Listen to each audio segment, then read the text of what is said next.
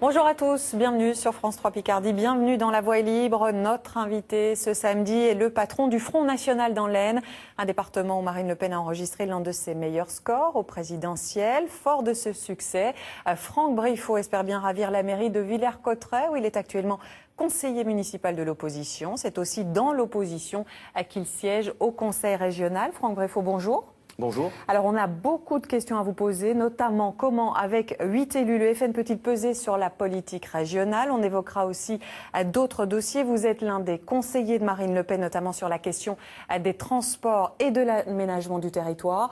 Vous dénoncez régulièrement la dégradation des services publics, mais au-delà des mots, quelles solutions? Vous qui plaidez pour une politique sociale où les personnes de nationalité française sont prioritaires. On en parlera avec vous.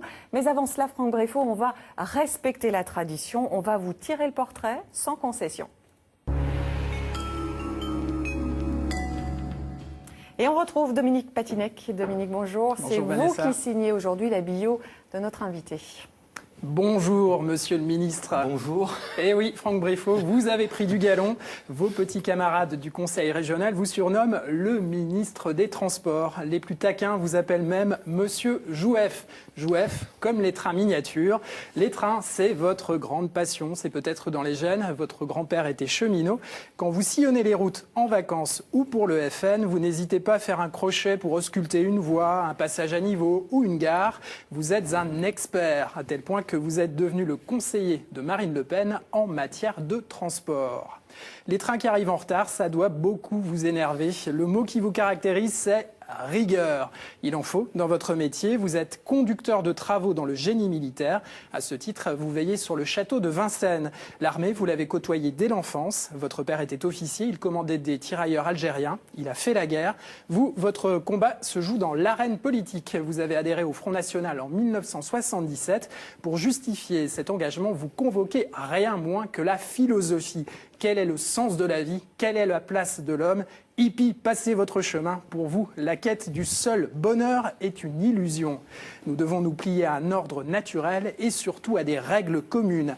La règle, la rigueur et même la rigidité, c'est ce qu'on peut vous reprocher. Vous êtes désormais le patron du FN dans l'Aisne et votre job, c'est aussi de donner envie aux gens. Votre patron, Michel Guignot, tente de vous enseigner la rondeur et pour ça, il a du boulot. Un de vos adversaires politiques vous décrit en faux doux et vrai cogneur, moine soldat du front, prêt à tomber les armes à la main.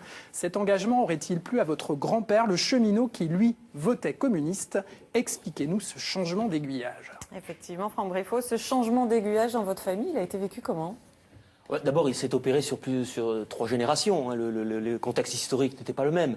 Le Parti communiste représenté à l'époque incarnait la promesse d'un monde nouveau. Bon, la désillusion, bien sûr, est arrivée par la suite. Mais on peut comprendre que dans le contexte social de l'époque, certains aient pu trouver des réponses dans les propositions qui étaient faites, surtout dans le milieu dans lequel ils évoluaient. Mais vous aviez aussi les grands-parents de l'autre côté de la famille qui travaillaient dans les mines dans le Pas-de-Calais. Oui, il y avait... Qui était socialiste. Voilà, il y avait aussi une tradition très forte, bon, SFIO, mais plutôt effectivement marquée à gauche.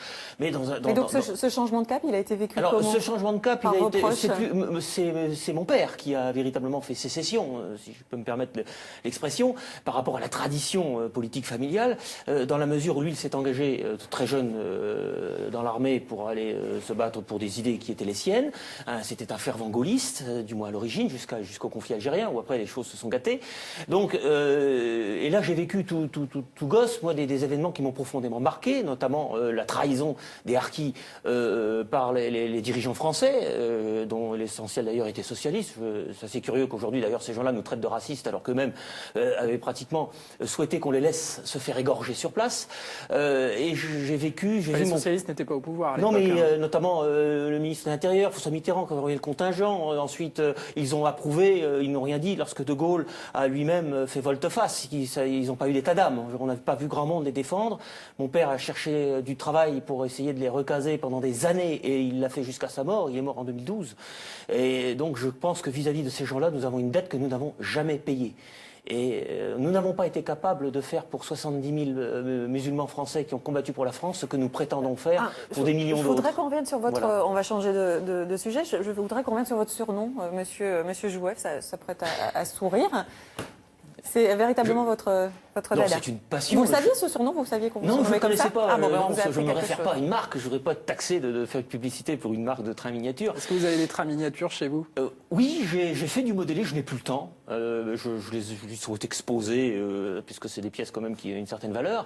Mais je n'ai plus le temps de m'adonner à cette passion comme je voudrais le faire. Mais c'est vrai que je suis un passionné de chemin de fer. J'ai écrit plusieurs ouvrages et revues sur l'histoire, notamment les chemins de fer dans l'Aisne, le réseau d'intérêt local. J'ai participé à la rédaction de plusieurs encyclopédies de chemin de fer, mais c'est une passion que j'essaie de concilier d'ailleurs avec mes activités politiques. Justement, on va poursuivre sur la question des transports, puisque c'est l'une des compétences du Conseil régional où vous siégez. On va en parler après avoir remercié Dominique Patinec. Merci Dominique. C'est le moment à présent de passer à l'entretien de cette émission. Alors Franck Bréfond, on parle beaucoup de l'écotaxe en ce moment. Votre parti y est opposé. Vous êtes également réservé sur le canal Seine-Nord. Concrètement, vous proposez quoi comme alternative au transport routier de marchandises? On parle précisément de cela, à part le train, même si je sais que c'est votre dada. Oui, alors nous sommes tout à fait favorables effectivement à ce que dans le cadre de l'État stratège que nous appelons de nos voeux, à rétablir un certain nombre d'équilibres qui participent à l'intérêt national. Aujourd'hui, il y a réellement dans le domaine du transport des déséquilibres qui se sont instaurés parce qu'on y a laissé jouer les seules lois du marché.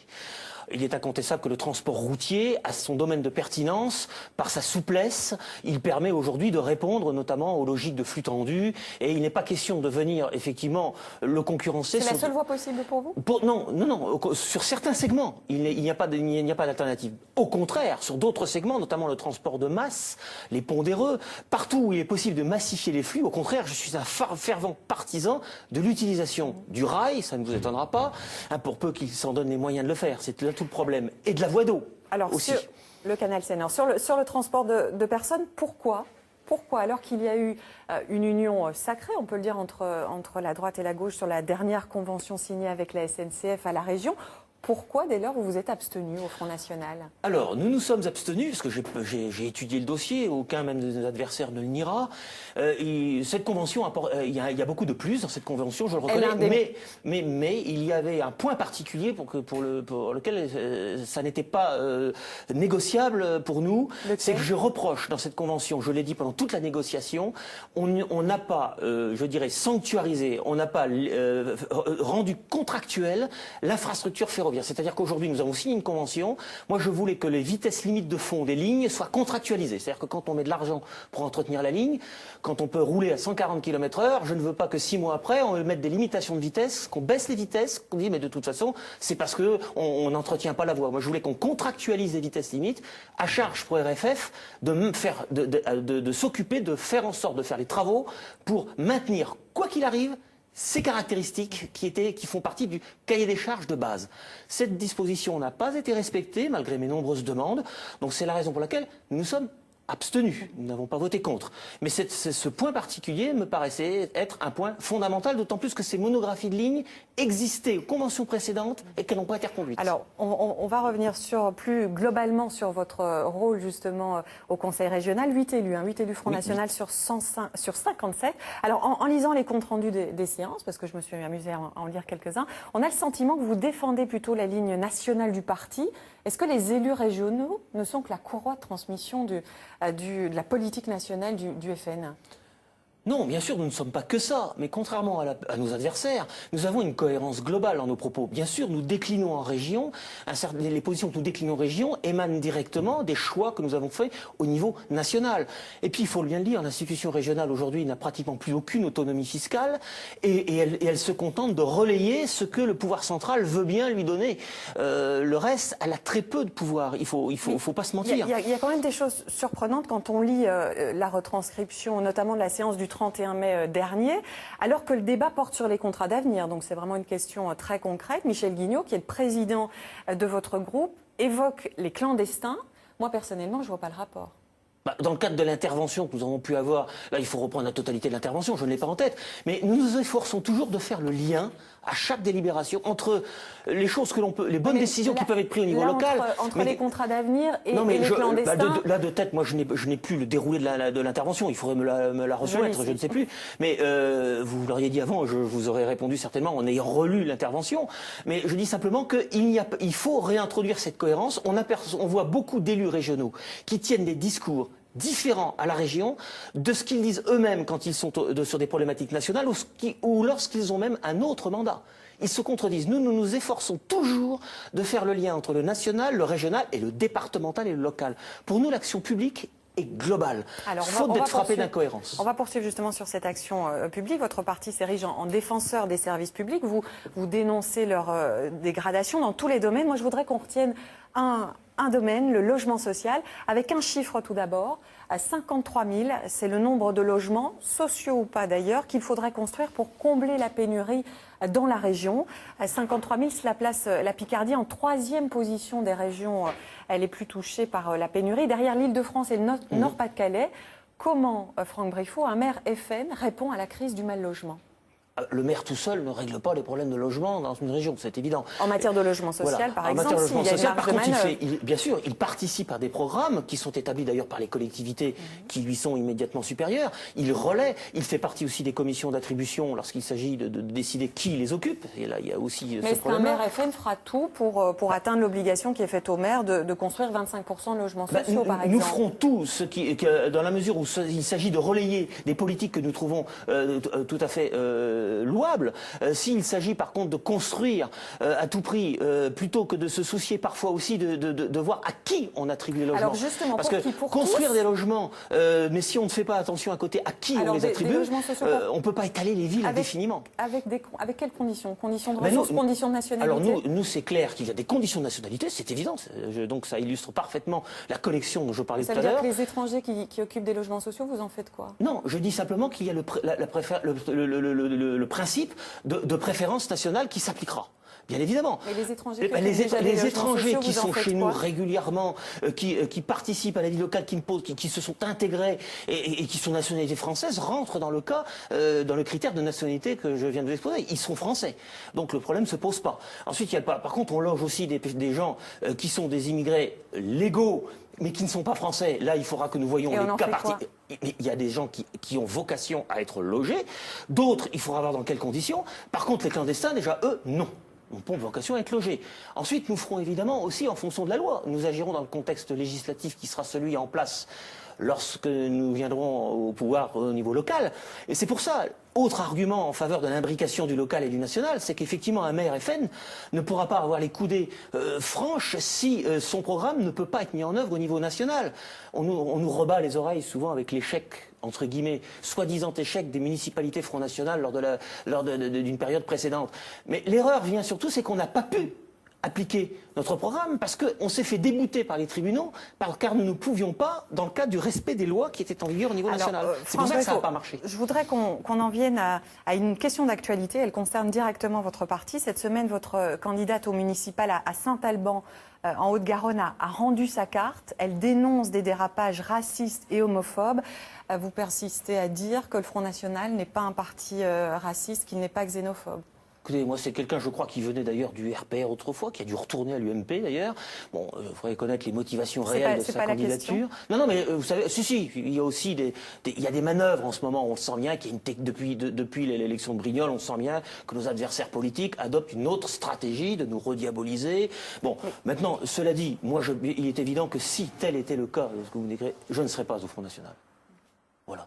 Il y a peut-être des individualités, des gens qui entretiennent des propos, qui tiennent des propos qui sont, à mon avis, qui doivent être condamnables. Et Marine Le Pen, la sentence tombe immédiatement. Mais je pense que chacun doit porter la responsabilité individuelle. On va aller plus loin sur cette question, Franck Briffaut, alors que votre parti joue justement la carte de la dédiabolisation et de la respectabilité. Certains n'y croient pas et on va élargir le débat. C'est le face-à-face de cette émission. Le coprésident du MRAP, le mouvement contre le racisme et pour l'amitié entre les peuples. Pierre Meyrat, vous vous installez.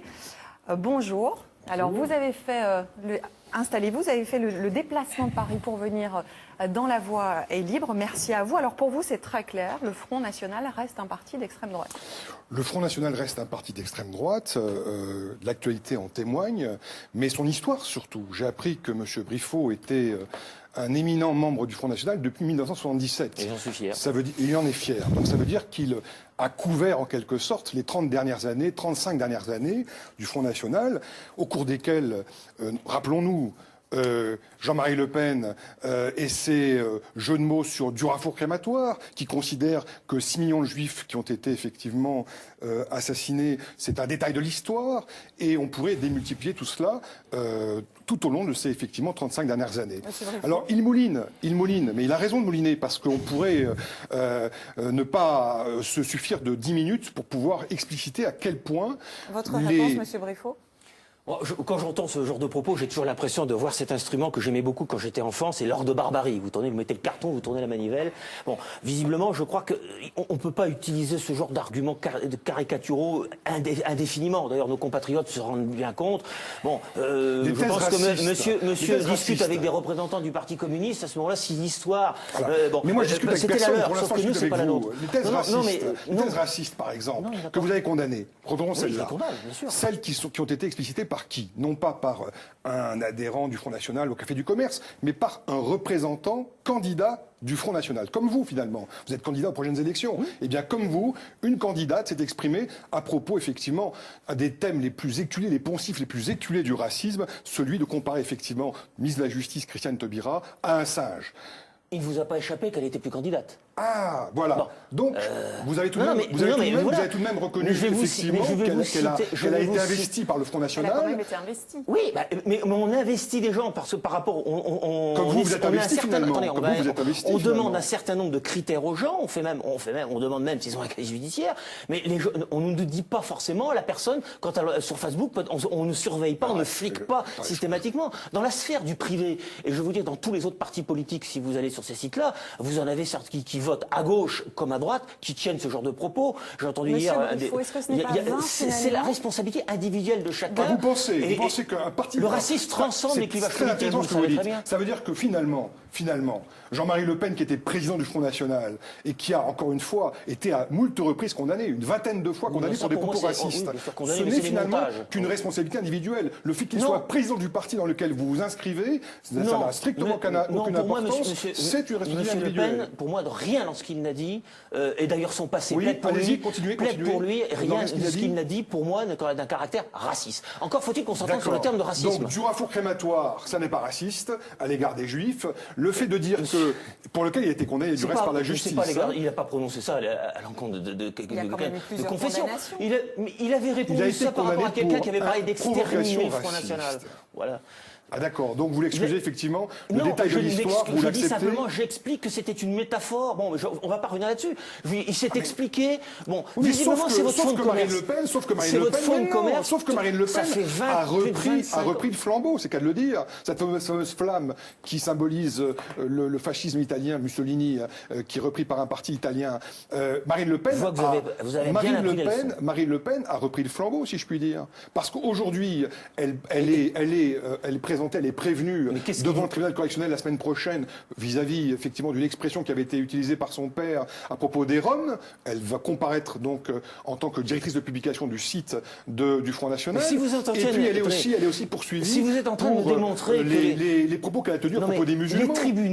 Les tribunaux, aujourd'hui, s'ils veulent s'exprimer, par exemple, sur le simple fait que l'on puisse émettre une opinion, et les opinions qui ont été émises par Marine Le Pen, que ce soit au sujet de la rue Mira, à mon avis, n'ont rien à voir, n'ont rien de raciste. Ils font que de dénoncer une réalité. Comparer des musulmans à des nazis, ça n'a rien de raciste. Non, elle n'a pas dit l'occupation. Elle a dit l'occupation quand on se... Par qui la France était occupée? Monsieur, ne confondez pas. Est-ce que finalement...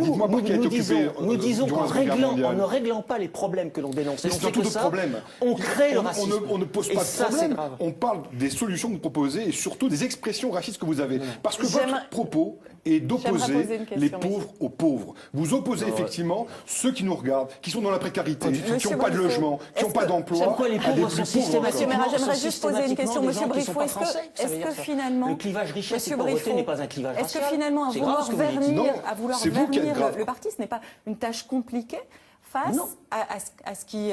au sentiment qui peut animer certains de vos militants, certains quoi que l'on fasse, de vos élus. De toute façon, ils nous sortiront la main. Ils n'ont que ça. On le voit encore. Monsieur ne vient pas pour débattre sur un problème qui concerne les Français tous les jours, qui gêne, qui aujourd'hui les Français souffrent. Il nous sort depuis 25 ans. Depuis 25 ans. Il nous sort le même jeu de plaquettes, voilà, parce qu'ils n'ont que ça. Mais Franck, quand la base de votre parti s'exprime, c'est quand même quelque chose de concret. Mais attendez, la base, c'est pas tout le Front National qui sait. Il y a des propos racistes, on en relève autant chez nos adversaires. Mais arrêtez, citez-les. Citez-les. Je vous dis, vous parliez tout à l'heure d'une dame qui avait été, suspendue. Elle venait du RPR et, paraît-il, retourne à l'UMP. Bon, Monsieur Papon n'était pas au Front National. Bon, le mouvement contre le racisme et pour l'amitié entre les peuples a poursuivi effectivement M. Papon. Donc vous poursuivez tout le monde. C'est très bien. On ne poursuit pas tout le monde. On poursuit ceux qui sont en responsabilité et qui ont effectivement des thèses racistes et des thèses qui consistent à adopter la politique du bouc émissaire. Moi, je suis d'accord pour que vous poursuiviez tous ceux qui, à titre individuel, effectivement, mais le Front National n'est pas comptable de son président. On va élargir le débat, justement. Trouver dans son programme un quelconque élément dans son programme qui s'appuie sur des conceptions racialistes. Mais un programme, ça s'interprète. Voilà. Moi, j'ai dit tout à l'heure à propos des harkis, tout à l'heure, je ne vous ai pas vu les défendre à l'époque. Vous avez tort. Vous avez tort parce qu'on a poursuivi un socialiste justement pour défendre les harkis. Pour conclure, Monsieur Meras, j'aimerais savoir finalement, est-ce qu'il n'y a que le FN qui dérape ou aujourd'hui aussi on assiste à une libération de la parole raciste dans le milieu, dans le monde politique en général? Oui, ça sera votre conclusion. Effectivement, c'est un vrai problème auquel on assiste aujourd'hui, c'est que la parole raciste se libère. Plus seulement à l'égard de ceux qui, outranciers, avaient cette charge de proférer effectivement des thèses racistes, mais cette fois-ci à l'égard d'un président de parti politique comme l'UMP, à l'égard d'un ministre de l'Intérieur qui a stigmatisé les Roms et pour lequel on va déposer une plainte. Ministre de l'Intérieur socialiste, on dépose une plainte pour avoir effectivement stigmatisé les Roms, les avoir mis en confrontation avec la population française, avoir dit effectivement qu'ils avaient vocation à retourner en Hongrie, y compris sans se préoccuper de savoir s'ils étaient français ou pas, parce qu'il y a des Roms qui sont français également. Tout ceci est très préoccupant et c'est malheureusement la légitimation du discours du Front National. Et c'est en cela effectivement que les hommes politiques français ont une responsabilité immense lorsqu'ils espèrent tirer parti de ces attaques pour drainer des voix, parce qu'ils officialisent, ils légitiment la parole du Front National. Merci Pierre Meras d'avoir accepté notre invitation. Merci messieurs pour ce débat. Franck Briffaut, vous restez avec nous. Et Pierre Meras, je rappelle donc que vous êtes le coprésident du MRAP, le mouvement contre le racisme et pour l'amitié entre les peuples. Dans quelques instants, juste après le journal, la seconde partie de La Voix est libre et on parlera essentiellement des municipales. Et pour vous interroger, Franck Briffaut, j'aurai à mes côtés Philippe Robin, journaliste à l'Union. Il est chef de l'édition N-Nord. Il y aura aussi David Guevard, le rédacteur en chef du Courrier Picard, mais d'abord un autre rendez-vous de La Voix est libre, notre rubrique Net ou pas net. Et comme chaque samedi, on retrouve avec beaucoup de plaisir Jennifer Alberts. Bonjour. Bonjour. Alors vous avez décortiqué le profil numérique de notre invité. Conclusion? Ça a été vite fait. Je sais pas, j'ai pas dû être très gentille avec mon chef cette semaine, encore une fois, parce que vous n'avez rien du tout. Enfin si, j'ai trouvé un blog à votre nom qui n'est plus du tout actualisé. Alors selon mon expression, qui va devenir culte, j'en suis sûre. C'est un vieux blog tout raccourni, oublié dans un coin. Vous avez posté 5 billets depuis sa création. A priori, c'était lors des dernières cantonales. Et en fait, ce qui est intéressant, c'est quand on va fouiller un peu dans vos sites amis, ceux vers lesquels vous avez posté un lien. Alors, il y a évidemment le blog de Michel Guignot, le site du FN, mais il y a surtout le site F de Souche. Je suis allée faire un tour sur ce site. C'est un site qui est difficilement qualifiable. Extrême droite, raciste, homophobe, on ne sait pas trop. Tout se mélange un peu. En tout cas, c'est juste que juste en dessous du lien vers le site officiel du Front National, ça sous-entend pas franchement que le FN a changé. Ça fait un peu désordre, je dois dire. Je dis que vous n'avez pas de profil numérique. En fait, c'est pas tout à fait vrai. Vous avez bien une présence sur le net, mais par procuration. Je m'explique. En fait, vous existez parce que les autres vous font exister.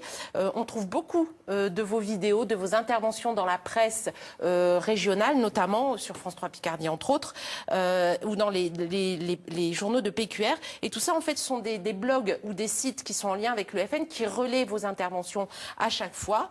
Et ça, en fait, on doit à votre charge de conseiller auprès de Marine Le Pen, parce qu'en fait, en tant que cadre du parti, vous apparaissez sur le net, mais en tant qu'élu local, pas du tout. Pas de compte Twitter, rien du tout. Ça vous intéresse pas du tout, du tout. Non, c'est vrai, je l'avoue. Je suis plutôt quelqu'un, moi, qui a été habitué à militer sur le terrain, qui fait du porte-à-porte. Je n'ai pas de temps à consacrer, puisqu'en plus, je crois que quand on y rentre, automatiquement, on doit y consacrer beaucoup de temps. On peut se faire aider aussi, on peut se faire accompagner. Voilà, mais c'est vrai. Mais pour des raisons, je suis aussi d'un naturel assez méfiant. Je connais la nature humaine depuis très longtemps. Je préfère, s'il y a certaines choses, je préfère maîtriser, que je ne délèguerai pas. Voilà, donc je préfère avoir un contact direct avec la population. Je milite à l'ancienne, si vous voulez. J'étais habitué. Si vous voulez rajeunir votre électorat, il va falloir en passer par là. Quand même. Ah mais je ne dis pas que je me pose pas la question, mais c'est vrai que c'est pas naturel chez moi. J'ai des défauts, c'en est un. Il va falloir peut-être que j'intègre cette dimension. Mais pour l'instant, ça m'a pas trop mal réussi d'ailleurs, visiblement à Villers-Cotterêts malgré tout. Mais les sites dont vous me parlez, effectivement, moi je vais vous le dire sincèrement, je ne sais même pas, j'y vais pas. Voilà. Et puis je n'ai pas le temps. Moi, je me lève à 5 heures du matin et je me couche à 1 heure. J'ai une activité professionnelle en plus de mes activités politiques, à la limite de ce qu'on peut faire en conciliant les deux, plus mes mandats. Je pense que tout le monde reconnaît que je les remplis correctement. Donc, mais vous avez raison quand vous dites que aujourd'hui, il est difficile de faire de la communication. C'est un élément qu'il va bien falloir que j'intègre. J'en suis bien conscient. Auprès de la jeunesse, comment vous communiquez avec eux? Mais directement avec eux, vous savez, les jeunes, je les vois quand même. Hein. J'en vois dans mon métier, d'ailleurs, j'en vois pas mal. Hein. À l'armée, on les voit. C'est un point de passage obligé, hein, on en voit quand même. Et puis moi, sur le terrain, je vois autant de jeunes, de personnes âgées. Mais la question que je pose, c'est comment a-t-on fait pendant aussi longtemps pour pouvoir se passer de ces outils? Est-ce que sans le net, point de salut? Avant, il n'y avait pas la télé? Oui, certes, mais bon, je ne dis pas qu'il faut évoluer. Et je répète une fois de plus, c'est un élément qu'il va falloir prendre en compte. Mais c'est vrai que c'est pas naturel chez moi, et ce que vous dites est vrai. Pour terminer vite fait, j'ai trouvé une page Facebook à votre nom. Alors, la date de création, même Facebook ne s'en souvient pas, tellement c'était il y a longtemps. Puis, ce qui est le plus vertigineux, c'est le nombre d'amis de cette page Franck Briffaut sur Facebook. 4 amis. Très sincèrement, j'ai rarement vu ça sur Internet. Voilà, mes amis sera le mot de la fin. Internet. Merci Jennifer, on vous retrouve la semaine prochaine. Franck Briffaut, vous restez avec nous. C'est la fin de la première partie de La Voix est libre. Tout de suite, place à l'information, place à votre journal. Mais restez avec nous, on se retrouve juste après, dans quelques instants. À tout de suite.